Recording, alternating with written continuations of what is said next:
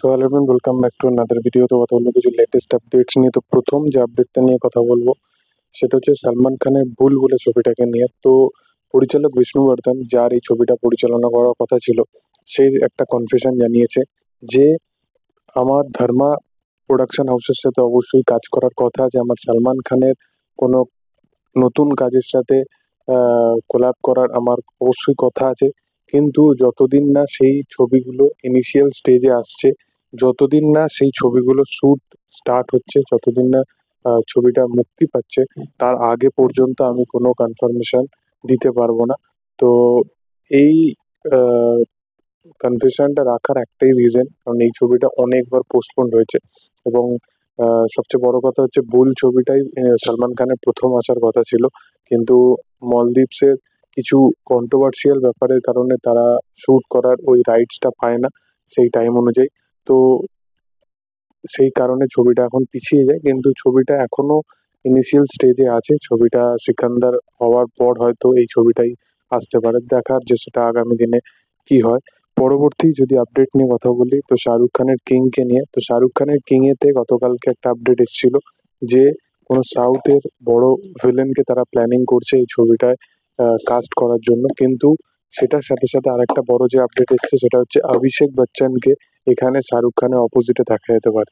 এবং শাহরুখ খান, সুহানা খান এবং তার সাথে সাথে অভিষেক বচ্চন তাদের অপোজিটে থাকবে। তো এটা শুনে ভাল লাগছে, কারণ অভিষেক বচ্চন দারুণ মাপের অভিনেতা এবং সে যে কি করতে পারে সেটা আমরা জানি। তার স্কেল অনেক হাই, তাকে সবসময় খুবই আন্ডাররেটেড ওয়েতে ট্রিট করা হয়, কিন্তু অভিষেক বচ্চন সে ফাটিয়ে দেবে। সে তাকে যদি ঠিকঠাক প্রেজেন্ট করতে দেওয়া হয় তো সে ফাটিয়ে, কারণ সে খুব বড় মাপের অভিনেতা আমি মনে করি, এবং তার অনেক ভালো ভালো ছবি আছে।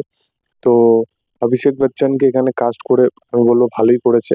এবং কিং ছবিটার যে বাসটা সেটা অবশ্যই আরো ক্রিয়েট হয়ে আছে, দেখার যে এই ছবিতে সাউথের যে বড় ভিলেন যাকে প্ল্যান করা হচ্ছে সে কে হয়।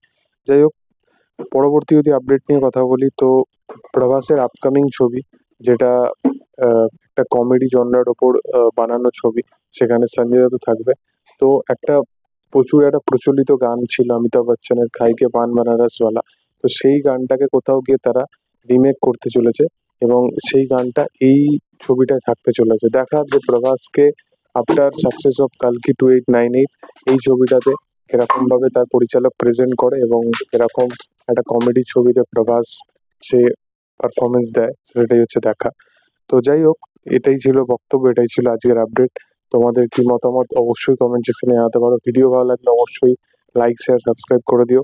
সাবস্ক্রাইব করতে অবশ্যই কোনো পয়সা লাগে না, তো প্লিজ সাবস্ক্রাইবটা করে দিও এবং পাশে থাকা বেল আইকনটা প্রেস করে দিও। Thank you all, by.